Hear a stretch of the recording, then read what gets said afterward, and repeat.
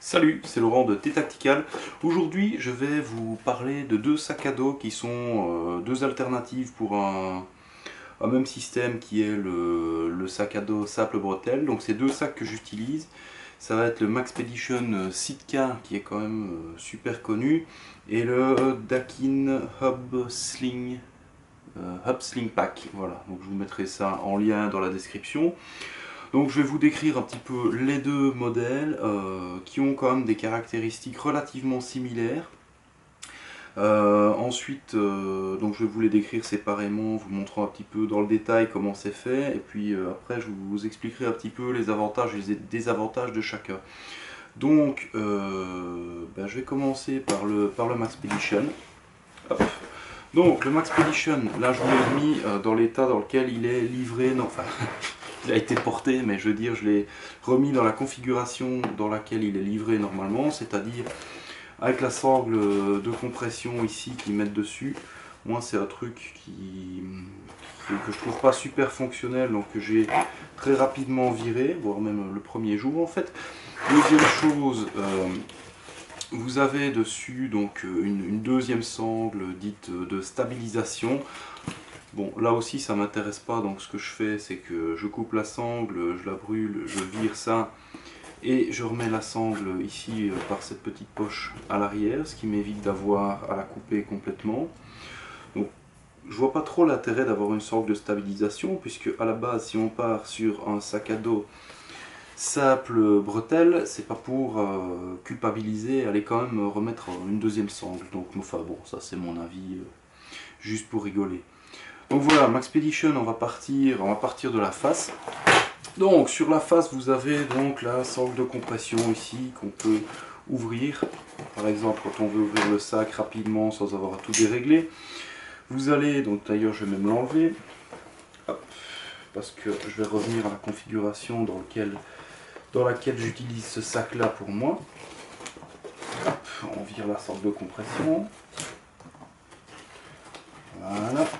Zip qui venait se passer ici dans des passants molles, donc qui interdit un peu leur utilisation, d'où l'intérêt de l'enlever entre autres. Donc vous avez sur la face avant une première grande poche ici qui va servir à différentes choses, avec les passants molles qui sont des doubles, hein, puisqu'ils pourraient être cousus à chaque moitié ici, mais c'est pas le cas. Vous avez une première grande poche qui a dessus une petite poche avec ici un système de verrouillage, donc vous pouvez passer la corde dedans, fermer le bouton et cette tirette là devient plus ou moins impossible à ouvrir. Là dedans, pas de grande surprise, c'est une poche toute simple. Voilà.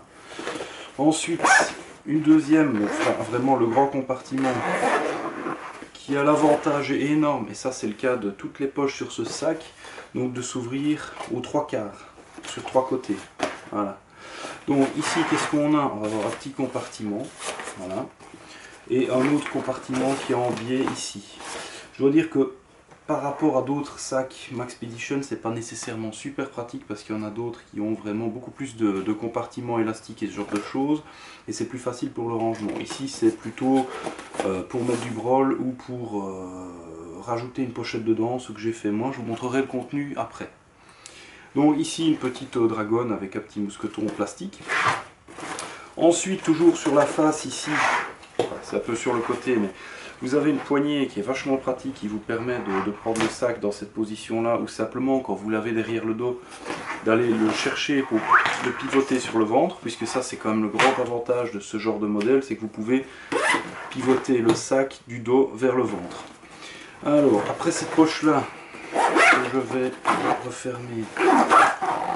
Vous avez une autre petite poche ici devant avec des élastiques qui permettent de, par exemple, transporter une veste, un t-shirt, ce genre de truc. Normalement ils sont croisés, mais là aussi je les ai un petit peu déplacés.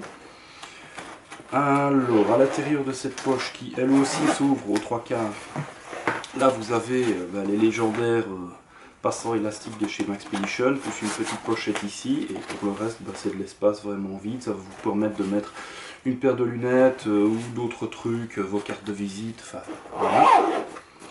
À savoir que moi, cette poche là me sert pour la trousse de secours et celle-ci pour effectivement lunettes et quelques petits bidules. Donc je continue, pour la face avant c'est à peu près tout. Ici sur le côté vous avez une corde avec un système de fermeture, la paracorde, qui va vous permettre en fait d'emprisonner la corde des tirettes des autres compartiments. Donc par exemple comme ceci, si j'arrive à le faire, voilà. Après je tire, je ferme, et là aussi ça va permettre d'interdire l'ouverture des poches. Donc ça je vais l'enlever. Donc ça c'est pas mal trouvé, ça m'a déjà servi dans des endroits un petit peu fréquentés, ça permet de sécuriser relativement le sac. Ensuite ici vous avez un anneau en D qui va pouvoir mettre de fixer un bidule ou l'autre. Des passants molles toujours ici qui sont pas tout à fait standards, c'est plutôt des doubles, donc ça va vous permettre, enfin c'est des doubles mais un tout petit peu plus étroits, ça va vous permettre de fixer des trucs, pochettes et autres. Sur l'autre face ici vous avez la poche qui peut servir par exemple pour une gourde. Moi c'est un compartiment que je trouve bien pratique pour pouvoir trimballer mon trépied quand je dois aller faire une vidéo justement à l'extérieur, qui là aussi va pouvoir être verrouillé avec le cordon qui est ici. Donc ça, quand vous n'en avez pas besoin, ça prend pas de place. Ici, le grand compartiment, lui aussi, s'ouvre vraiment aux 3/4, ce qui est vraiment quelque chose de super. Alors là, il y a beaucoup de choses à dire. Premièrement, ici, compartiment le plus vers l'extérieur, vous avez du velcro à l'intérieur, qui est fait par exemple pour mettre un holster, mais qui va vous permettre aussi d'aller chercher des accessoires chez Maxpedition qui sont bien pratiques, comme par exemple cette petite pochette qui est velcro et qui va vous permettre de ranger des trucs dedans sans qu'ils se promènent. Hop, ici vous avez deux poches treillis séparées mais qui sont fermées avec la même tirette, qui vont vous permettre de mettre ce que vous voulez, un slip propre pour demain ou n'importe quoi d'autre. À savoir aussi qu'ici avant il y avait une sangle avec un clip qui permet donc de plaquer ce compartiment là, mais moi je l'ai viré pour la simple raison que je transportais souvent un ordinateur portable ici, et que ce clip, une fois que le sac était un petit peu comprimé, venait vraiment presser un endroit précis de l'écran. Donc moi ça je l'ai viré. Ensuite ici, toujours dans le compartiment principal, vous avez deux petits compartiments, voilà, qui vont permettre quand même, par exemple, d'aller mettre ici, ici ça rentre parfaitement pour un Kindle ou une tablette 7 pouces je dirais, et en tout cas ici vous pouvez venir y mettre par exemple un iPad et il ne va pas se promener partout. Sachant que l'arrière est quand même rembourré, le niveau de protection va être pas mal. Alors, hop. Ensuite, on a presque fait le tour. Donc, au niveau de... Ouais, je vais quand même encore faire ici. Vous avez un compartiment destiné donc à transporter une poche hydratation ou une arme éventuellement, parce que ici vous avez toujours le velcro qui va vous permettre de venir coller par exemple un holster. Ce sac est très orienté sur le concealed carry à l'américaine. Alors ici le compartiment arrière est accessible aussi par ici, donc vous allez pouvoir sortir par exemple un tube pour la poche d'hydration. Vous avez un petit, hop, si j'arrive à l'avoir, un petit passant ici qui va permettre d'aller accrocher la poche pour ne pas qu'elle se promène. Ici vous avez un autre trou qui permet d'accéder à cette poche, en fait qui va permettre tout simplement, comme je le fais, de rentrer le passant dans la poche arrière. Voilà. À savoir aussi que le passant ici a un sifflet, donc ça peut toujours servir. Alors, dernier truc, au niveau de la sangle ici de la bretelle de transport, vous avez donc des passants molles. Vous avez ici un passant un petit peu plus large, un mousqueton pour accrocher des trucs, hein, comme d'habitude. Ici, le clip pour la sangle de stabilisation, toujours du passant molle. Le clip principal qui est hyper costaud, hein, ça doit faire 2 ans que j'utilise ce sac, jamais eu le moindre souci avec ça. Donc voilà, c'est pratique, c'est pas mal.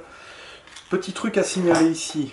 Ici vous avez un élastique pour retenir le reste de la sangle. Alors truc important à signaler ici, cette pièce-ci que j'ai ajoutée à la sangle n'est pas d'origine. Et ça c'est vraiment très très emmerdant. C'est un truc que j'ai dû ajouter, qui est très utile. Si vous n'avez pas cette pièce-là, je ne sais pas comment ça s'appelle exactement, enfin ça permet de tenir la sangle en place. Régulièrement, le clip ici, la sangle va se promener dedans. Et votre réglage pour le sac va changer. Donc moi, comme j'aime bien que le sac reste réglé comme j'ai décidé au départ, j'ai fait ça. Autre chose à signaler là-dessus, vous avez ici une poignée qui est vraiment super en fait, il y a une poignée en sangle mais avec un doublage ici, enfin une couche supplémentaire de néoprène, donc c'est très confortable, ça vous permet de travailler le sac autrement que sur le dos. Voilà, pour ce qui est du Maxpedition, on a à peu près fait le tour. Voilà, donc ça c'est pour la présentation. Je vous expliquerai après un petit peu ce que j'y vois comme avantage, inconvénient après une certaine durée d'utilisation. Voilà, donc là je vais passer maintenant au Dakin. Là on va pouvoir passer au Dakin Hub Sling Pack qui est donc le deuxième sac, c'est l'alternative dont je voulais parler pour le Sitka. Donc ce sac se présente comme ceci. Donc, voilà, même concept. Vous avez aussi une sangle de stabilisation avec un système un peu différent qui est pas mal du tout ici, qui va être un clip sur le côté. Là aussi je vois pas trop l'intérêt, donc moi je m'en suis débarrassé assez vite. Vous remarquerez que la bretelle ici est beaucoup plus large, on en reparlera plus tard. Et je vais recommencer donc par le début. Donc ici, un petit peu le même concept qu'avant, vous avez sur le devant une première poche toute plate, donc là c'est doublé en bleu, toute plate qui va permettre de mettre vraiment de petits objets. Hop, avec un système qui est supposé être le même, je dirais, sauf que en fait la tirette elle passe pas dedans. Ça aussi dans les modifications que je vais faire, moi les tirettes métalliques elles vont disparaître et être remplacées par de la paracord, tout simplement parce que j'ai pas envie d'avoir ce bruit en permanence et que je veux pouvoir me servir par exemple de ceci pour bloquer l'ouverture. Donc deuxième poche ici, ça c'est donc une petite pochette de face qui n'a rien à voir en termes de volume avec l'autre. Donc je sais pas si on voit ici, ça permet vraiment de mettre plutôt des petites choses aussi. Hop. Là vous avez aussi des passants molles, c'est le seul endroit où on les retrouve, qui sont plus ou moins des doubles aussi. Maintenant, voilà, les sangles sont un peu plus fines, mais enfin, ça reste compatible. Ensuite, toujours sur l'avant ici, vous avez cette espèce de rabat ici, qui va en fait permettre d'accéder à une poche qui fait toute la profondeur du sac. Je ne sais pas si on verra. Et en fait, je vais ouvrir l'autre, comme ça, ça sera plus simple. Donc cette poche, elle fait toute la profondeur du sac et elle a un fond qui est souple. C'est-à-dire que si je veux bourrer cette poche-là, ça va prendre, ce que je mets dedans va prendre pas mal de place dans le compartiment principal. On voit ici ma main. Donc les deux poches ne communiquent pas, mais elles partagent le même espace. Donc ça va prendre de la place dans le compartiment principal. Si à l'inverse je veux beaucoup de place dans le compartiment principal, je peux le remplir au maximum et cette poche-là n'interférera donc pas. À noter ici, hop, je referme celle-là. Donc quand on ouvre le compartiment principal, ça se fait avec ce rabat ici. Ce qui est vraiment pas mal parce que ça vous permet d'accéder vraiment au maximum d'espace. Vous avez ici deux poches type treillis séparées ici au milieu et avec là deux tirettes. Même remarque, hein, ça fait pas mal de bruit, donc moi personnellement je suis pas super fan. Ensuite, on a déjà quasiment fait le tour au niveau des poches. Vous avez une poche à l'arrière ici, je vais refermer celle-là pour qu'on voit bien. Poche à l'arrière ici qui a l'avantage énorme de s'ouvrir sur deux côtés, qui va aussi permettre éventuellement de mettre une poche d'hydration, même s'il n'y a pas de mécanisme, il n'y a pas de système de suspension qui est prévu. Mais bon, comme la fermeture est sur le dessus, vous pouvez laisser passer le tube comme ça. Mais il n'y a rien qui est prévu dans ce sac pour ça. Cette poche, officiellement, elle est plutôt prévue pour transporter un petit ordinateur portable. Par exemple, mon MacBook Air rentre là-dedans, ou un iPad par exemple. Sachant qu'il y a du rembourrage et du côté du dos. et aussi vraiment entre les deux poches ici. Donc c'est un truc qui va relativement être sécurisé. Je ne sais pas si on voit ici, il y a une certaine épaisseur aussi à cette poche. Voilà, alors, hop, je retourne de l'autre côté du sac. Ici vous avez, comme sur la Maxpedition, une poche pour une gourde. Par contre, elle a un gros avantage par rapport au Maxpedition, c'est que vous avez ici une petite sangle supplémentaire qui peut être éventuellement une sorte de compression, mais seulement pour un côté du sac, donc c'est pas particulièrement intéressant. Mais par contre, si comme moi vous devez trimballer des objets un peu plus grands, comme par exemple un trépied, ça va permettre de stabiliser les choses. Donc ça c'est vraiment un truc qui est pas mal trouvé. Avec le petit élastique ici pour voilà, retenir la sangle, pas qu'elle se promène.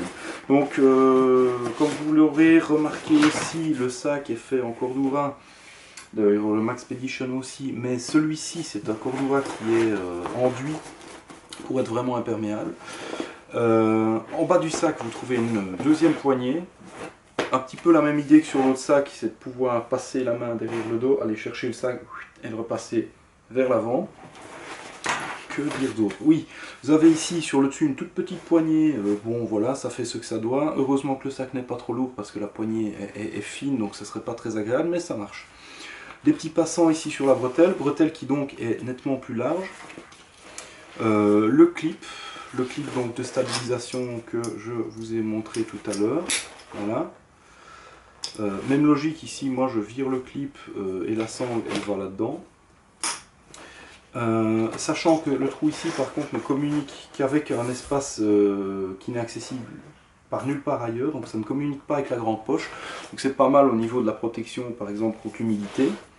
Vous avez ici une poche qui est supposée servir par exemple pour un smartphone, donc elle est doublée de tissu très doux, donc je pense que ça peut protéger un téléphone de manière à peu près correcte, même si moi je ne mettrai pas nécessairement mon téléphone là-dedans.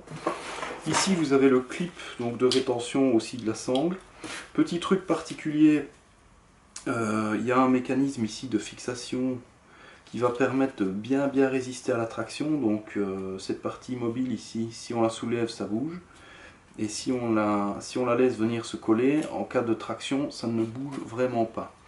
Par contre, là aussi, même gros reproche que sur le Maxpedition, c'est tout con, ça coûte rien au fabricant, mais il pourrait l'ajouter un petit anneau comme ceci.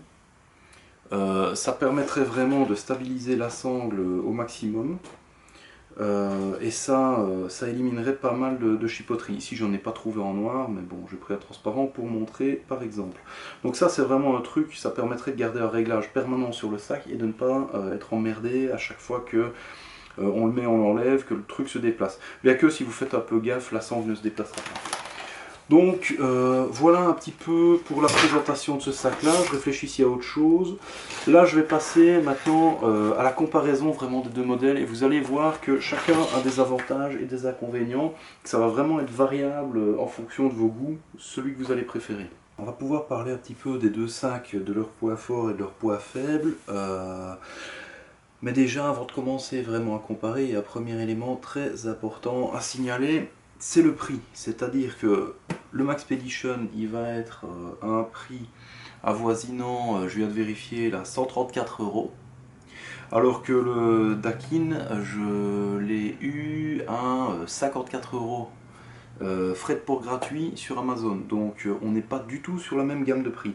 Par contre, en termes de contenance, ils sont tous les deux annoncés comme faisant plus ou moins 15 litres. En termes de format, c'est sensiblement la même chose. Et en termes de contenu que je transporte, c'est à peu de choses près la même chose aussi. Sachant que le Maxpedition a peut-être un tout petit peu plus de volume, mais ça reste vraiment une différence très réduite. Donc, première chose à signaler à mon avis, ici, vu le tissu employé, je pense qu'on va être un petit peu meilleur au niveau de la résistance, par exemple à la pluie. Même si le Cordura ici ne m'a jamais posé de problème, là on a clairement un truc qui est conçu pour. D'ailleurs ces sacs là, il faut savoir que c'est conçu plutôt pour le snowboard, la neige, tout ça, donc c'est quand même pas mal résistant à la flotte. Truc suivant, le Dakin, comme vous voyez, il n'y a pas de velcro, il y a des passants molles, mais c'est vraiment juste manière de dire. Il n'y a pas de fixation ou que ce soit, à part ici un petit peu sur la bretelle et ici un peu sur la face. Si vous allez voir chez Maxpedition, c'est tout à fait une autre ambiance. Vous avez le velcro, vous avez ici les élastiques, vous pouvez passer des trucs là-dedans. Vous avez les passes en molle sur le côté, là sur le début de la ceinture. Vous avez le D-ring ici, vous avez les passes en molle sur la bretelle, même s'ils ne sont pas ultra utiles, ils sont là. Là vous n'en avez pas. Et qu'est-ce que je voulais dire? Oui, donc vous avez même les passants ici pour la sangle de compression qui pourraient vous permettre éventuellement de mettre autre chose. Est-ce que je n'oublie rien ici? Non. Autre chose, ici donc vous allez avoir une poignée sur le bas qui est pas mal faite, qui est pratique, mais franchement j'aurais préféré qu'ils mettent cette poignée là au-dessus parce qu'elle me sert plus souvent. Celle du dessus elle est vraiment trop fine. Maxpedition, rien à dire, la poignée ici c'est formidable, c'est vraiment top. Et ici, même chose, elle est super bien positionnée, elle aurait peut-être mérité du néoprène comme sur l'autre, mais malgré tout ça reste tout à fait fonctionnel. Tant que j'y suis, petit système ici justement de paracorde pour verrouiller les tirettes, c'est top. Au niveau des tirettes, énorme avantage chez Maxpedition pour une simple raison, double. Voilà, double navette, si je veux fermer là je peux. Si je veux faire l'inverse, je peux aussi. J'ouvre et je ferme où je veux. Chez Dakin, ça c'est pour moi un des gros points faibles du sac. Mais enfin bon, de nouveau, question de prix peut-être. Vous avez une seule navette par tirette. En plus de ça, comme je signalais plus tôt, ça va voler et il va y avoir de la paracorde à la place. Donc là, une seule navette par fermeture par tirette. Donc déjà, ça ne vous permet pas de garder par exemple l'ouverture ici si vous voulez. Et deuxièmement, petit truc un peu emmerdant, les deux, là elles se coincent dedans justement. Les deux tirettes des compartiments ici se retrouvent ensemble, ce qui veut dire que si vous devez aller un peu vite, vous pouvez confondre celle-là avec celle-là. Mais enfin, c'est pas une catastrophe, mais ça aurait pu être mieux pensé. Et une des façons de régler ce problème, ça aurait été justement d'avoir des doubles navettes comme ici. Et donc comme je disais, c'est clair que ici les petits ajouts de paracorde c'est vraiment top. Ça il va falloir que je le fasse sur ce sac là. Au niveau donc du compartiment de la gourde, bon, on est sur des trucs à peu près similaires. Celui du Maxpedition est un peu plus profond.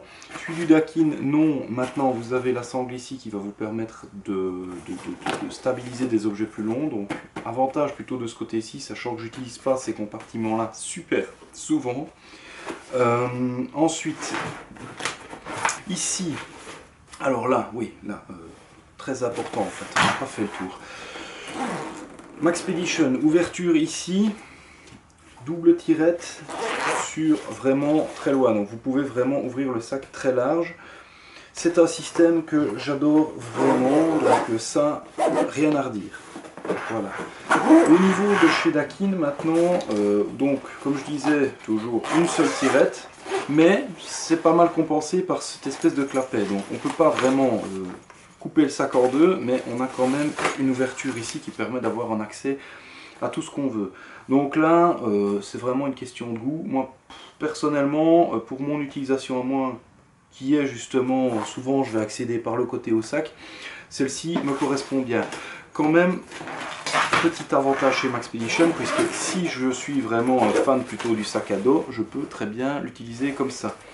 Alors que chez Dakin, ça ne va pas vraiment être possible d'accéder au compartiment principal de cette façon-là, puisque ceci, c'est un autre compartiment. Donc voilà. Après je verrai l'intérieur. Ici au niveau du dos et des bretelles, alors là il y a quelques trucs à dire.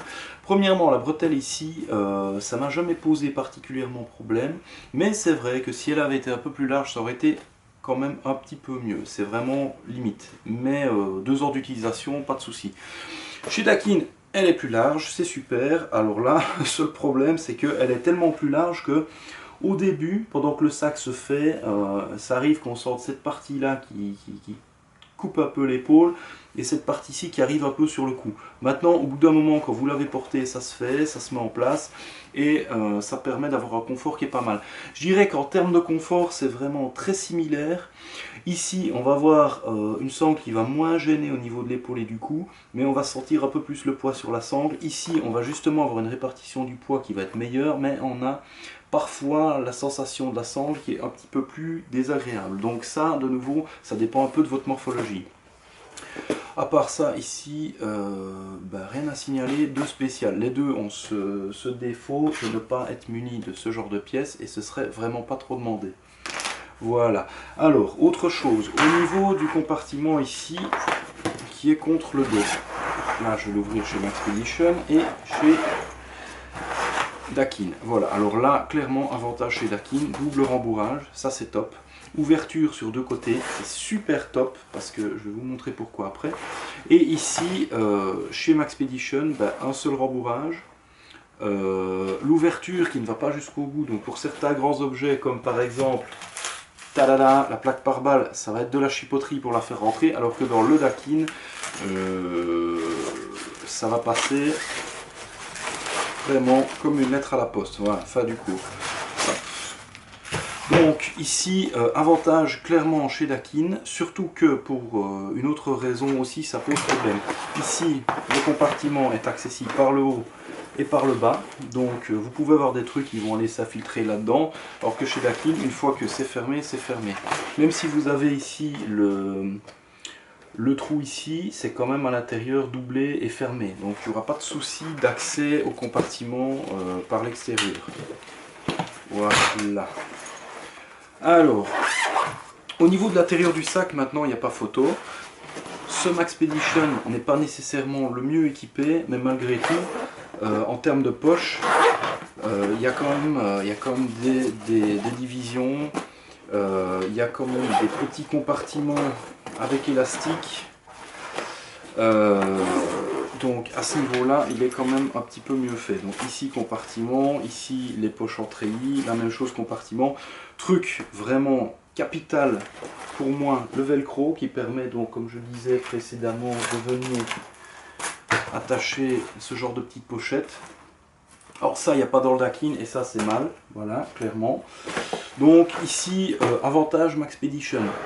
Ceci dit, quand on regarde ici, c'est quand même pas mal fait puisque vous avez cette poche-ci, ça j'ai trouvé ça vraiment pas mal, qui va permettre vraiment de configurer au mieux ce que vous voulez mettre devant, derrière, et vous n'êtes pas tenu à un volume particulier puisque la cloison ici elle est très très souple.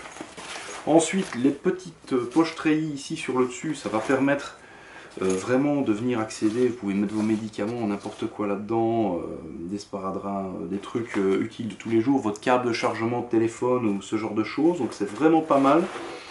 Donc là, en termes de compartiment, le Maxpedition a l'avantage, mais le Dakin m'a quand même surpris. De nouveau, tenant compte du prix, c'est quand même pas mal aménagé. Donc voilà un petit peu. Maintenant ce que je vais faire, c'est que je vais couper, puis je vais revenir avec du contenu. Je vais remplir les sacs et je vais vous montrer ce qui va en fait comme contenu dans les deux sacs. Voilà, donc ici ce que j'ai fait, c'est que j'ai rempli le Maxpedition avec les trucs que j'utilise vraiment tous les jours. Je vais vous montrer brièvement ce qu'il y a dedans, comment c'est arrangé. Et puis je passerai le contenu du Maxpedition vers le Dakin.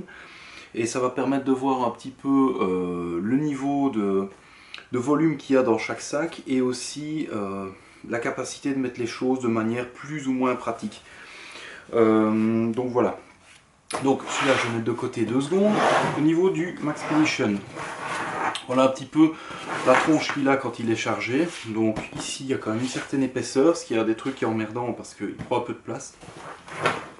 En dehors de ça, très bien organisé, ça se porte bien, c'est pratique, enfin c'est pas pour rien que j'utilise depuis des années. Voilà, donc je vais sortir ce qu'il y a dedans, et puis je rechargerai le Dakin après. Donc, première chose ici, j'ai tout le temps dans mes sacs, ma plaque, hop, il faut que j'arrive à la voir. Ma plaque Shield Wall disponible sur specialtyoptions.eu ou .com. Hop. Ensuite, on va la mettre là. Ensuite, alors, je vais commencer par l'autre côté. Ici devant, trousse de ce premier soin, donc trousse type T3C, voilà, une Condor. La petite lampe ici sur la Dragon, donc un genre de lampe photon. Toujours devant, lunettes de soleil. Une lampe de poche, c'est une Clarus, quoi ça? C'est une Clarus qu'on avait testé il y a longtemps, une XT11. Hop, voilà. Ensuite, ici, là vraiment c'est très pratique, j'ai mes deux pochettes qui sont accrochées avec le velcro. Donc hop, je vais les sortir. Voilà. Déo. Une pochette ici, toujours Maxplay avec différents bidules utiles au quotidien. Hop, voilà. Un porte-carnet type Write in the Rain, donc notebook étanche. La caméra. Savoir aussi entre parenthèses que là j'utilise un nouvel appareil photo qui me sert à filmer, qui fait pas du grand angle mais qui est plus adapté à la lumière à l'intérieur. Une écharpe que je vais vous montrer qui est une écharpe de chez Molon Labé. Voilà, salut Mike si tu nous regardes. Hop. Pansement israélien, garrot. Quoi d'autre là-dedans? Je pense que c'est à peu près tout. Un petit peu de paracorde juste au cas où, peut toujours servir. Je regarde si j'ai fait le tour. Mais là, voilà. Donc le Maxpedition, il était rempli. Il est vidé. Je l'ai mis de côté. Donc là, si on voit bien, voilà un petit peu ce qu'il y avait dedans. Maintenant, si je refais le remplissage du Dakin, je vais remettre tout un petit peu sur le côté. Voilà. Donc, voilà. Et on est parti. Donc ça va aller dans la poche frontale ici. Ensuite, les deux pochettes Maxplay, malheureusement, n'ayant pas de velcro pour les mettre, elles vont aller ici. Ce qui les garde quand même assez accessibles, donc c'est pas une catastrophe, c'est pas super top, mais c'est pas une catastrophe. Lunettes de soleil, elles vont ici devant. Pour ce compartiment-là, je pense que c'est terminé. Alors ici, dans la pochette avant, pour être directement accessible, il va y avoir vraiment le garrot, le pansement israélien. Terminé. Ok. Ensuite, dans la poche ici principale, en fait, va y avoir la Clarus qui va venir de ce côté-ci, la paracorde qui va aller de l'autre. Une dépêche, hein. Voilà. La Clarus, la lampe photon, elle peut aller ici. D'ailleurs, la Clarus, en fait, à la place d'aller là, elle pourrait très bien aller justement dans la poche frontale, histoire d'être disponible immédiatement pour du médical, potentiellement. Voilà, donc ici, il me reste quand même de la place. Ensuite, comme d'hab, porte-carnet, la pochette, le déo, il va venir s'installer ici, la caméra, trousse de secours, voilà, et enfin la plaque shield wall par balle qui va venir se mettre gentiment ici. Là vous voyez avantage manifeste pour le Dakin, puisque la plaque elle rentre en 2 secondes. Entre parenthèses, vous remarquerez aussi que la plaque shield wall qui est conçue pour le Maxpedition, elle rentre parfaitement dans le Dakin. Il faudrait pas quelques millimètres de plus parce que c'est vraiment pile le même format. Et donc, voilà, maintenant je vais refermer. Voilà, si vous regardez, il reste un petit peu d'espace. Je pourrais encore mettre un ou deux t-shirts par exemple là-dedans. Je referme. Le sac n'est pas quand même encore rempli complètement. Mais ici, vous pouvez voir que le format, une fois que c'est chargé, ça donne à peu près ça.